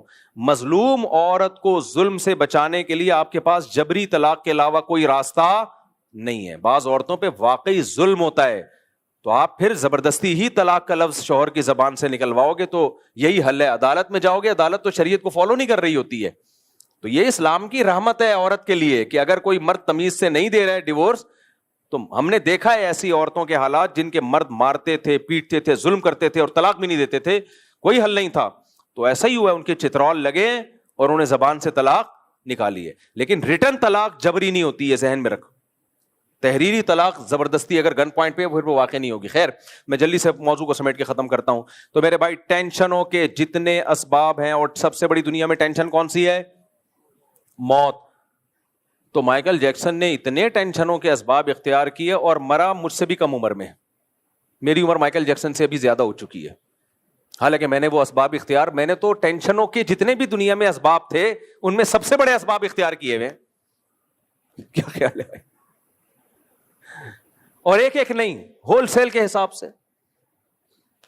دیکھو ایک شادی کا مطلب ایک شادی نہیں ہوتی, 4-5 سالے بھی ہوتے ہیں, پھر ساس سسر بھی ہوتے ہیں. 2 کا مطلب 2 بیویاں نہیں ہیں. بہت ہلکی بات کی آپ نے, بہت ہلکی, بہت گھٹیا, یعنی ہلکی سوچ ہے آپ کی. 2 کا مطلب ڈبل سالے, ڈبل سسر, ڈبل ساس. 3 کو مطلب 3 سے اس ملٹی پلائی ٹینشن کو ملٹی پلائی کر دیں 4 کے ساتھ. مجھے مائیکل جیکسن سے پہلے مر جانا چاہیے تھا کہ نہیں چاہیے تھا؟ میں تو لوگوں کے کورونا کے دنوں میں لوگوں سے گلے ملتا رہا ہوں, نہ میرے ہاتھ میں گلوز ہوتے ہیں. سیلاب زدہ علاقوں میں جاتے ہیں جہاں بیماریاں پھوٹی ہوئی ہیں. تو میرے بھائی اس سے صاف پتہ چلتا ہے, بات کو بس سمیٹتا ہوں, آپ ٹینشنوں کے اسباب اعتدال سے اختیار کریں. ٹینشنوں سے بچنا آپ کے بس میں نہیں ہے. وہ میں ایئرپورٹ کے واقعہ سنا دوں, وہ صاحب کہنے لگے اصل میں ایکچولی پاکستان میں ایسا وہ بہت بہتیاتی ہے. میں نے کہا میرے بھائی جاپان میں ٹوکیو میں وہاں موجود تھا, جا ایئرپورٹ پہ جہاز کھڑا ہوا ہے, دوسرے جہاز نے لینڈ کیا اور اڑا دیا کھڑے کھڑے جہاز کو. یہ اگر پاکستان میں ہوتا تو ہم کہتے یار کتنی کرپٹ حکومتیں ہماری کہ کھڑے کھڑے جہاز, اچھا بھلا جہاز اپنا, ایک دوسرا جہاز نا جو ایئرپورٹ پہ کھڑا ہوا ہے اپنا آرام سے کھڑا ہوا ہے, زلزلہ آیا ہوا تھا, اس کی مدد کے لیے جا رہا تھا, وہ آرام سے اپنے وہ کھڑا ہوا ہے جہاز کہ جی میری باری آئے گی تو میں نکلوں گا, اور وہ ایسی جگہ کھڑا ہوا تھا, غلطی سے انتظامیہ کو پتا نہیں چلا کہ دوسرا جہاز جو اترا ہے تو اس کو پتا نہیں کہ راستے میں وسیم بھائی کی ریڑھی کھڑی ہوئی ہے, اور اڑا دیا اس کھڑے کھڑے جا, اس کے اندر جتنے بندے تھے سارے مر گئے. تو جاپان جب اتنی بڑی مسٹیک کر رہا ہے ایئرپورٹ پہ, جو ٹیکنالوجی اور لائن اور مینجمنٹ کا بادشاہ سمجھا جاتا ہے, میں اور آپ کس کھیت کی مولی ہیں بھائی. اس سے صاف پتہ چلتا ہے حادثات سے بچنا کسی کے باپ میں یہ طاقت نہیں ہے. اللہ نے کائنات میں ایسا کوئی ملک پیدا نہیں کیا, ایسے لوگ پیدا نہیں کیے کہ جو حادثے سے بچیں. کچھ حد تک بچیں گے باقی. اور سب سے بڑی ٹینشن ہمارے یہاں ٹرینوں کے ہاتھ سے, اللہ بچائے ہمیں, زلزلے اور یہ کووڈ نے جو یورپ امریکہ میں تباہی مچائی ہے نا, ہمارے سارے حادثات کی اموات ترازو کے ایک پلڑے میں, ان کے کرونا سے مرنے والوں کی تعداد ترازو کے ایک پلڑے میں رکھیں تو 1 گنا نہیں 10 گنا زیادہ ویٹ ہوگا اس کا. قدرت نے اندر سے ہی ڈیمیج کر کے مار دیا, اندر سے ہی ڈیمیج کر کے مار دی, اتنی موتیں ہوئی ہیں وہاں. اس لیے میرے بھائی ٹینشن فری ہونے کا یہ طریقہ سوٹیبل نہیں ہے کہ صرف اسباب کو فوکس, اسباب کو بھی کرو فوکس. اصل طریقہ یہ ان ٹینشنوں کو ٹینشنیں سمجھنا چھوڑ دو. بولے یہ سب کچھ ہوگا, بڑھاپا بھی آئے گا, بیماریاں بھی آئیں گی, اور مرو گے بھی. سمجھ رہے ہو, بہو گے بھی, مرو گے بھی, سب کچھ ہوگا. تو اصل یہ بھائی اللہ راضی ہو جائے تو پھر سب ٹھیک ہے, اللہ ناراض ہے تو سب ٹھیک ہونے میں بھی کچھ ٹھیک نہیں ہے. مسلمان کے پاس یہی راستہ ہے, ادروائز کوئی راستہ میرے اور آپ کے پاس نہیں ہے. اللہ سمجھنے کی, عمل کی توفیق عطا فرمائے. میرے والد صاحب حرام کماتے ہیں, اور والد کی اور بھائی اگر لڑکا بالغ ہے, کما سکتا ہے, تو پھر والد اگر حرام کما رہے ہیں تو پھر اس کو والد کی آمدن سے کھانا جائز نہیں ہے. اگر بالغ بھی ہے اور کما بھی سکتا ہے تو پھر اس کو کمائے, اپنا الگ ہے. ہاں بیٹیوں کے لیے کھانا جائز ہے, بیوی کے لیے بھی, کیونکہ وہ کہاں جائیں گے بیچارے, بھوکے تھوڑی مریں گے. مفتی صاحب تفصیل سے بتا دیں کیا زنا ایک قرض ہے؟ ایسا یہ غلط ہے, لوگوں میں مشہور ہے کہ زنا ایک قرض ہے, آپ کی بیٹی اور بہن کو اتارنا پڑے گا. بالکل غلط ہے.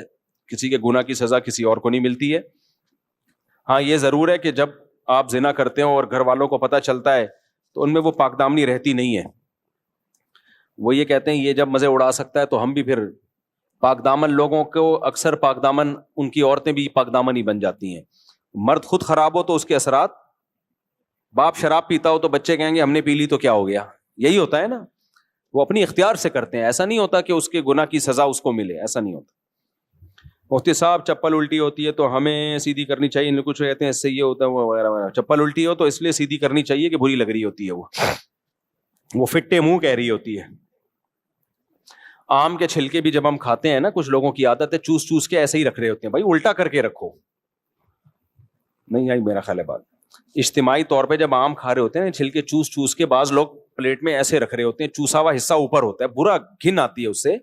کچھ محفل کے کچھ آداب ہوتے ہیں, کچھ تمیز ہوتی ہے. تو میرے سامنے کوئی کھا رہا ہو نا, تو اگر کوئی میرے جیسا میرے لیول کا ہو تو میں اس کو بولتا ہوں بھائی الٹا. بڑے بزرگ ہوں تو میں کچھ نہیں کہتا, تو اس کو یہ کہ بھائی اس کو الٹا کر کے رکھ دو. اچھا بعض لوگوں کو یہ عادت ہوتی ہے کسی کا جھوٹا کھانے کی, بزرگ ہیں, اب آم ہم نے چوسا ہوا, وہ کہہ رہے ہیں آپ کی چوسی بھی گھٹلی میں کھاؤں گا. مجھے گھن آ رہی ہوتی, میرا تھوک کیوں چاٹ رہا ہے بھائی تو. آپ کو عقیدت ہے لیکن انسان کو خود بھی نہیں چاہتا نا کہ میری گندگی کوئی کھائے. تو یہ بھی ایک گھن والا عمل ہے. کسی بزرگ نے بھی گھٹلی چوس کے پھینکی ہو, بس نہیں چوسو اس کو. جھوٹا پینا میں تو کوئی حرج نہیں ہے, وہ تو نارمل ہے, لیکن گھٹلی بھی چوسی بزرگ کی, وہ آپ چوس رہے ہو, تو بزرگ میں بھی اگر صفائی پسند ہوگا نا اس کو اچھا نہیں لگے گا.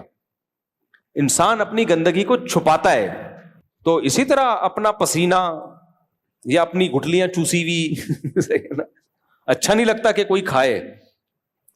تو اس لیے عقیدت میں ایسا کام کرنا جس سے عقیدت ہے اسی کو تکلیف ہو رہی ہو, یہ برا عمل ہے. تو اس لیے بزرگ کا جھوٹے پانی پی لیا کریں, بس اتنا کافی ہے. اس کی چوسی ہوئی گنڈیریاں اور اس کی چوسی ہوئی گھٹلیاں مت کھایا کرو, یہ تھوڑا زیادہ ہو گیا. مفتی صاحب گھر میں جو نماز نہ پڑھتا ہوں تو اگر میں انہیں کہوں کہ نماز پڑھو اور میری امی کہتی ہیں کہ آپ نہیں کہو, میرے بھائی گھر میں اگر ماتحت ہے جو نماز نہیں پڑھتا اور آپ کے کہنے سے پڑھ لے گا تو اس کو پڑھوانا ضروری ہے, اور اگر نہیں چل رہی گھر میں تو پھر چھوڑو, گھر کا ماحول خراب ہوگا, وہ بدتمیز بنے گا. تو मोती साहब मेरा भाई बहुत परेशान है, मेरे भाई की शादी को सिर्फ 6 माह हुए हैं, शादी होते ही घर में बीमारी आ गई और मेरा भाई भी अचानक शदीद बीमार हो गया, अस्पताल में दाखिल हो गया।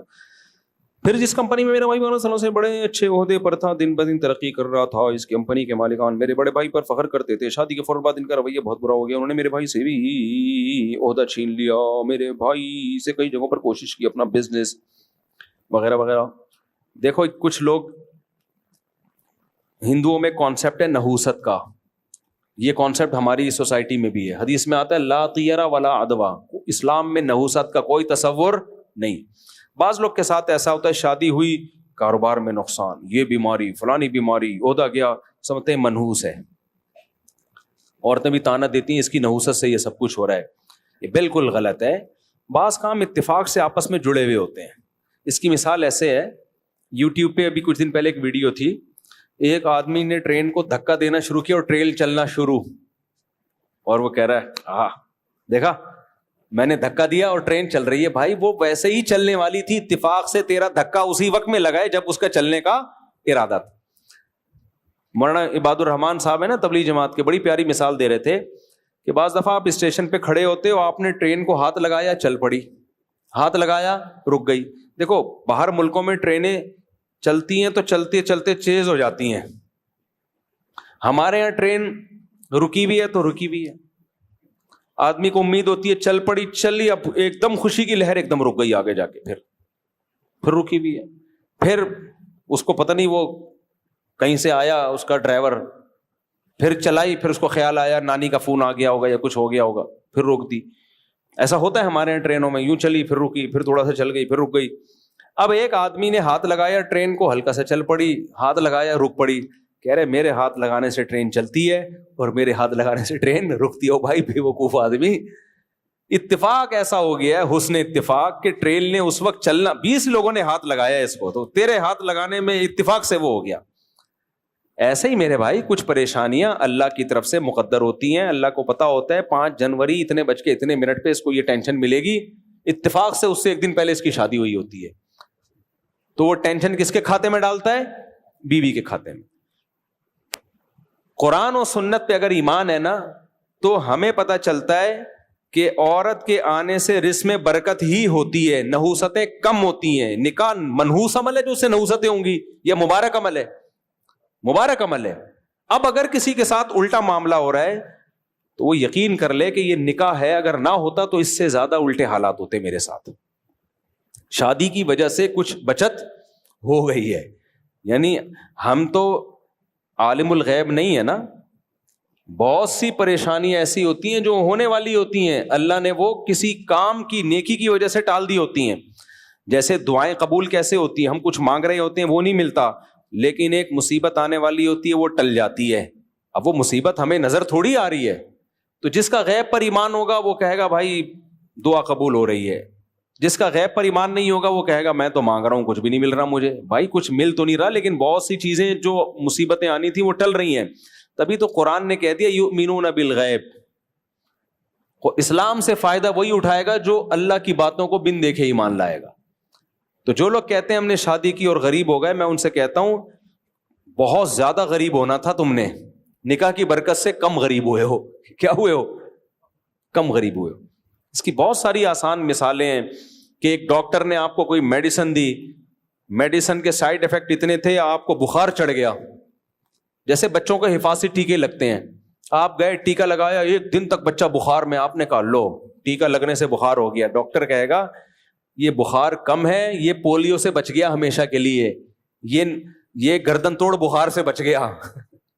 अब चूंकि हमने तो ना वो गर्दन तोड़ बुखार देखा ना पोलियो देखा, तो इसलिए हमें कोई फिक्र नहीं होती। डॉक्टरों के सामने रिपोर्टें होती हैं, तो जब डॉक्टरों पर बगैर देखे ईमान ले आते हो, अपने बच्चों के कूलों में जाके टीके लगवाते हो और बुखार भी करवाते हो, सिर्फ ये कह के कि यार ये कह रहा है कि अगर ना लगवाया तो गर्दन तोड़ बुखार का खतरा है, उसके कहने पे ईमान ले आते हो। फिर भी बुखार होता तो आप कहते हो कि ये बुखार कम है, अगर टीका ना लगवाता इससे बड़ी बीमारी होती।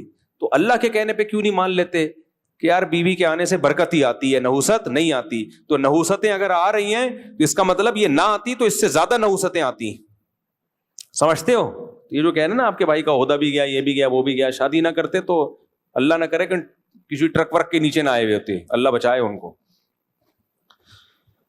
یہ امریکہ کی رپورٹ ہے, پتہ ہے, اوہایو یونیورسٹی ہے نا امریکہ کی, بڑی ریسرچ, ان کی ایک رپورٹ ہے, میں نے اپنی کتاب میں شائع کی ہے. وہ کہتے ہیں جو انہوں نے تجزیہ کیا نا, انہوں نے کہا شادی شدہ لوگوں کی زندگی زیادہ کامیاب اور ان کے پاس پیسہ زیادہ ہوتا ہے, بچت زیادہ ہوتی ہے. کنواروں کی, ان کے انگریزوں کے کنوارے کہہ رہے ہیں ان کی زندگیوں میں بچت نہیں ہے, حالانکہ ایکسپینسز کم ہیں مگر پھر بھی غریب ہیں, اور میرڈ آدمی کے ایکسپینسز زیادہ ہیں پھر بھی مالدار ہو کے دنیا سے جاتا ہے وہ. یہ امریکہ کہہ رہے ہیں. مدثر حسن صاحب لاہور سے, میرا سوال یہ ہے کہ اگر جنات سے دوستی ہو جائے تو قرآن کی روشنی میں کس حد تک جائز ہے؟ کہاں ہے بھائی, ان کو باہر نکالو یار. کون ہے جنات سے دوستی ہے اس کی, ہے بھائی کون ہے بھائی؟ ایسا نہ خود جن بیٹھا ہوا ہو.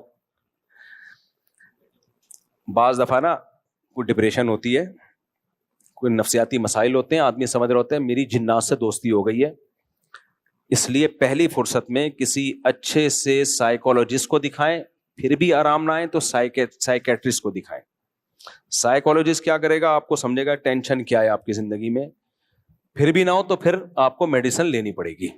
انشاءاللہ یہ جنات سے دوستی آپ کی ختم ہو جائے گی, یہ اللہ کی رحمت سے پوری امید ہے. میرا تعلق تبلیغ جماعت سے, بات جب تک دوستی ختم نہیں ہوتی تو آپ کم از کم ہمارے بیان میں نہ آئے, ہمارے بیان میں تشریف نہ. میرا تعلق تبلیغ جماعت سے. آج کل مولانا طارق مل صاحب کے متعلق لوگ بہت غلط آراء قائم کر رہے ہیں, تو کیا مولانا صاحب کے بارے میں آپ کیا کہیں گے؟ فتنے پہ جتنا بولا جائے نا اس سے فتنہ بڑھتا ہے. جس کو صحیح رائے رکھنی ہے وہ صحیح رائے رکھے, جس کو غلط رائے رکھنی ہے وہ غلط رائے رکھے, اور بھی غم ہے زمانے میں محبت کے سوا. تو بحث ہی نہ کرو, ان کو اپنی زندگی میں جینے دو میرے بھائی. وہ بوڑھے ہو گئے ہیں, ساری زندگی دین کی خدمت کی ہے, اب آخری عمر میں ان کو تھوڑا سکون دے دو, آرام دے دو. اگر کوئی غلطی ہوتی بھی ہے تو بولو کوئی بات نہیں یار, اچھے کام اتنے کیے ہیں. اپنے بوڑھوں کو بھی تو برداشت کرتے ہو کہ نہیں کرتے اپنے بوڑھوں کو؟ تو وہ ایسا نا ان کو غصہ آ جائے مجھے بار بار مفتی صاحب بوڑھا کیوں کہہ رہے ہیں. بوڑھے ہو کے بھی صحت اچھی ہے ان کی, لیکن بہرحال ایجڈ کہنا چاہیے, اتنے ایجڈ ہو گئے ہیں تو ان کو چھوڑ دو اپنے حال پہ.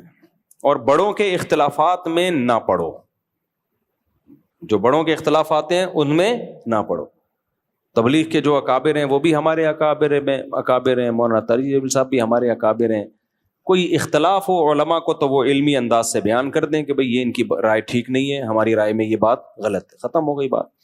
یہ جو ٹرینڈ چلتا ہے نا ایک دوسرے کی ذات پہ کیچڑ اچھالنے کا, یہ ٹرینڈ ختم کر دو, بالکل ختم ہو جانا چاہیے اس کو میرے دوست. اور یہ یاد رکھو جہاں انسان ہوں گے اختلافات ہوں گے. یہ جو تصور ہے نا کہ دیندار لوگ آپس میں محبتوں سے رہتے ہیں, میرے سامنے لوگ آتے ہیں میری 4 بیویاں محبتوں سے رہتے ہیں, میں نے کہا چھوڑا کرو کسی اور کے سامنے, پھینکا کرو کسی اور کے سامنے. کتنا ہی نیک ہو, مرد ہو بیوی ہو, پھر بھی جھگڑے ہوں گے, پھر بھی اختلافات ہوں گے. صحابہ میں ہوئے ہیں, ہمارے نبی کی اپنی ازواج کے ساتھ اختلاف, آپ صلی اللہ علیہ وسلم 1 مہینے کے لیے گھر سے باہر چلے گئے تھے, حالانکہ امہات المومنین دنیا کی افضل ترین عورتیں ہیں, اور سید الانبیاء دنیا کے افضل ترین, اللہ کے بعد سب سے بڑا مقام نبی کا.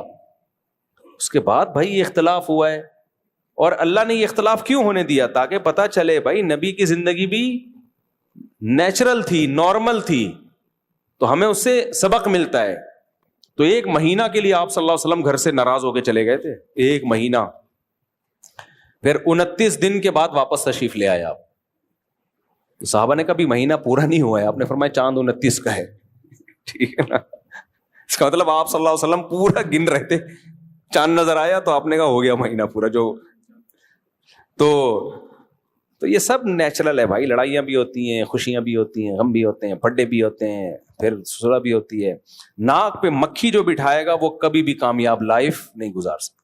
بعض لوگوں کو ہیضہ ہوتا ہے سیدھی زندگی, بالکل تیر کی طرح سیدھے رہ کے چلنے کا.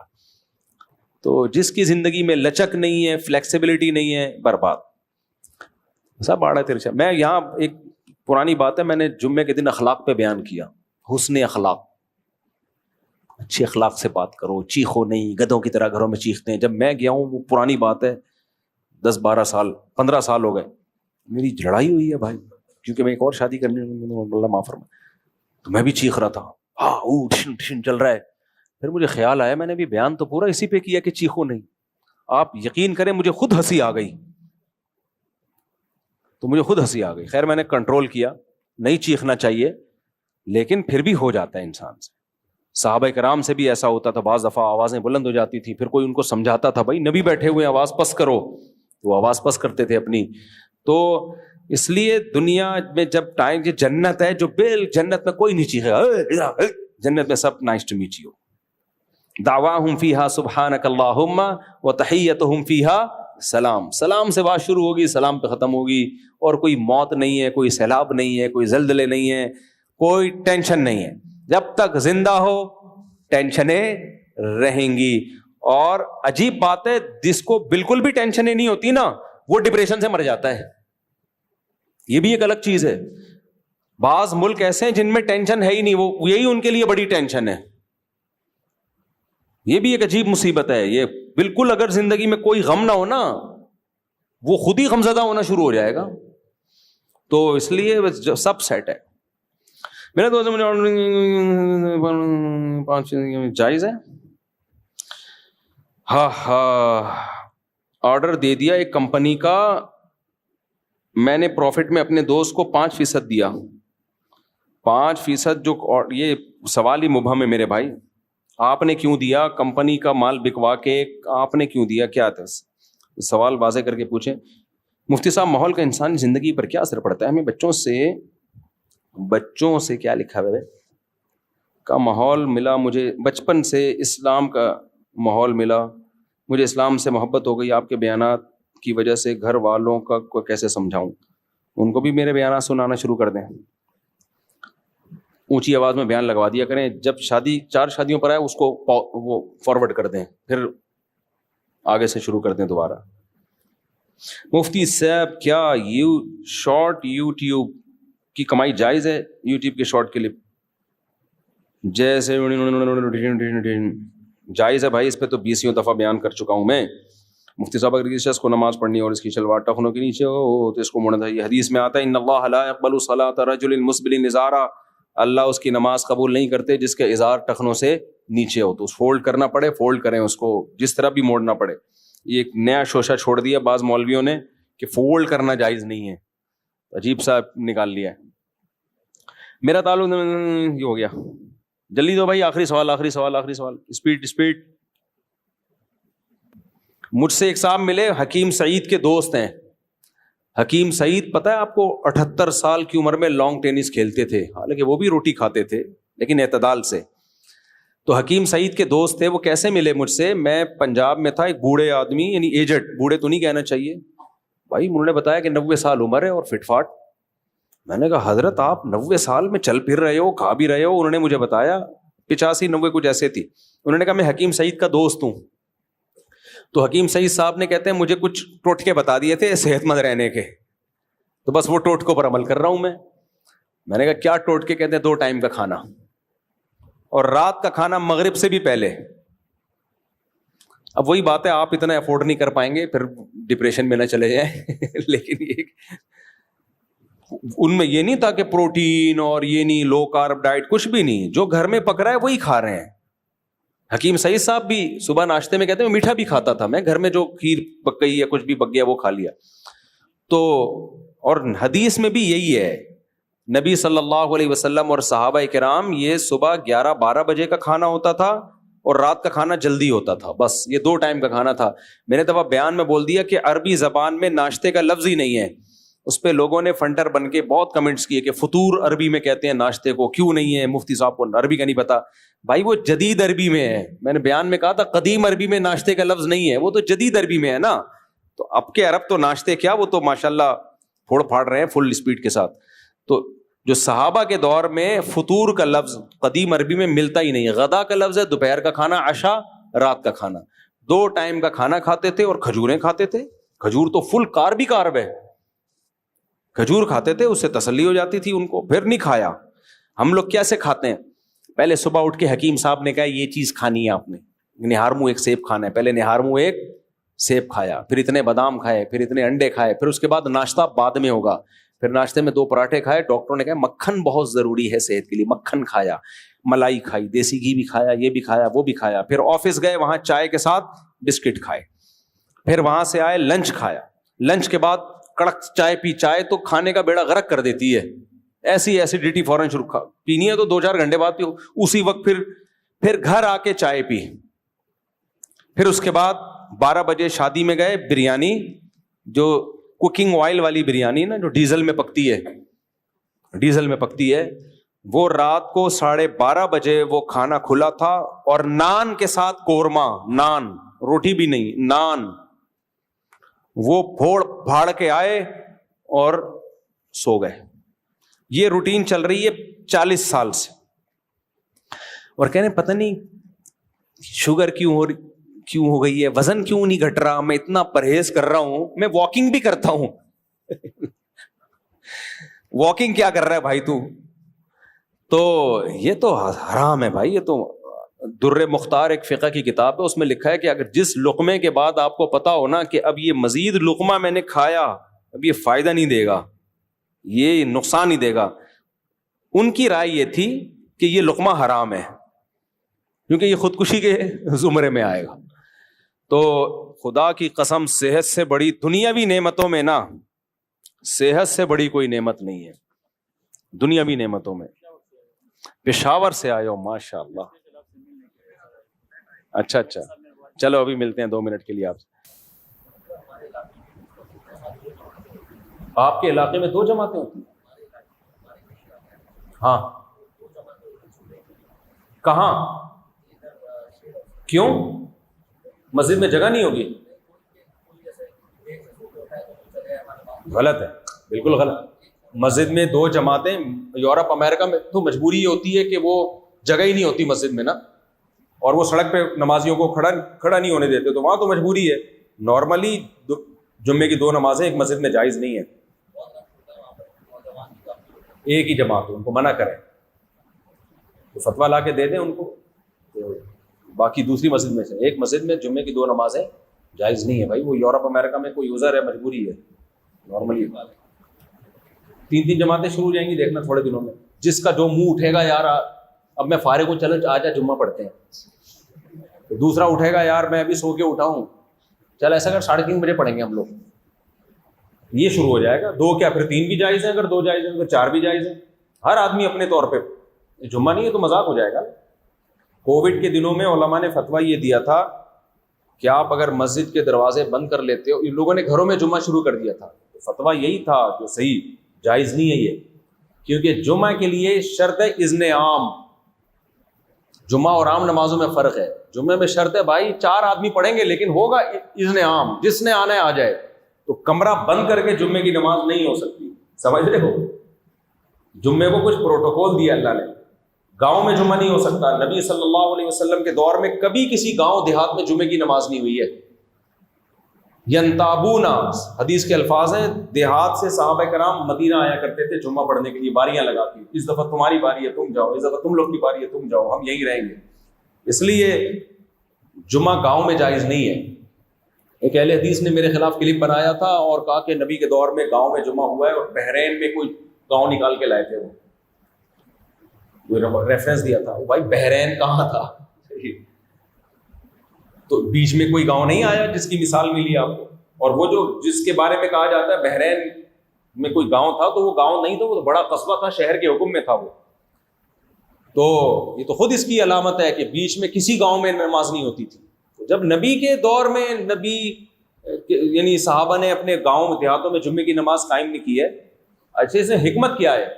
حکمت اس میں یہ ہے کہ اسلام نے جمعے کو ایک پروٹوکول دیا ہے. گاؤں دیہاتیں یہ کوئی آبادی نہیں ہوتی نا, اس میں تو آبادی ہوتی ہے تو باقی ساری سہولتیں نہیں ہوتی. تو جمعے کی نماز کا ایک پروٹوکول ہے کہ وہ جمعے کے دن ہوگی جو افضل ترین ہے, اور اس میں اذن عام ہوگا, سب کو آنے کی اجازت ہوگی. وہ شہر میں یا بڑے قصبے میں ہوگی. ہمیں صاحب نے بتایا کہ کینیڈا میں, امریکہ میں, پتہ نہیں UK میں, میں بھول گیا, ملک بھول گیا, کہہ رہے ہیں ہم نے انگریزوں سے بات کی کہ بھائی جمعے کے دن ہمیں دوپہر کو چھٹی دی جائے, کیونکہ ہم لوگوں نے جمعے کی نماز پڑھنی ہوتی ہے اور آپ لوگ کے یہاں چھٹی سنڈے والے دن ہوتی ہے. تو گورا کہنے لگا تو آپ لوگ ایسا کرو جمعہ سنڈے والے دن کر لیا کرو. جمعہ کیا کر لیا کرو؟ سنڈے والے دن کر لیا. تو بیچارے کو نہیں پتا تھا کہ جمعہ بھائی جمعے کے دن ہی ہوتا ہے. تو جمعے کو اللہ نے ایک پروٹوکول دیا ہے, تو اس میں یہ نہیں ہوتا کہ ایک مسجد میں 3 جمعے ہو رہے ہیں, اپنی مرضی سے اٹھے منہ اٹھائے آ گئے. تو آپ کو اسی ٹائم پہ پڑھنا پڑے گا جس ٹائم پہ ہو رہا ہے. ہاں یورپ امریکہ میں فتویٰ دیا ہے کہ 2 جمعہ بھی جائز ہیں, کیونکہ وہ اتنی بڑی تعداد ہوتی ہے, وہ باہر کھڑے نہیں ہونے دیتے, عمارت بہت مختصر ہے, تو وہ کیسے پڑھیں گے؟ شدید مجبوری کے احکام الگ ہوتے ہیں. اللہ تعالیٰ عمل کی توفیق عطا